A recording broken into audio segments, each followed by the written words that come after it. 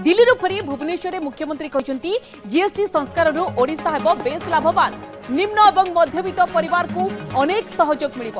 10 लाख केन्दुपत्र तोलाड़ी कार्य नियमितता आसव सहित कृषि उपकरण उपर जीएसटी कम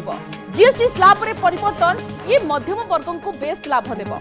कार ठार आरंभ करके टीवी एसी ए सब सस्तार किणवे लोक मैंने केवल सेतिकी नुहे 2 चकिया 4 चकिया यान उपर जीएसटी 18% को ह्रास पाई जहाँफल 2 चकिया और 4 चकिया यान में बड़ आश्वस्ति मिल कोयला क्षेत्र में ओडिशा अधिक लाभवान हो कोयला क्षेत्र में राज्य को अधिक राजस्व मिल मुख्यमंत्री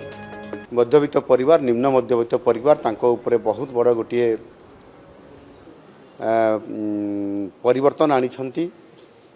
जीएसटी उपरे जो गुड़िक नित्य व्यवहार्य जिनिस से हेल्थ एवं लाइफ इंश्योरेंस कथा कहतु केन्दुपत्र तोलाड़ी कथा कहतु एवं जीवन सुरक्षाकारी जो औषध कथा ये समस्त कथा को गुरुत्व दे उपरे आपंकर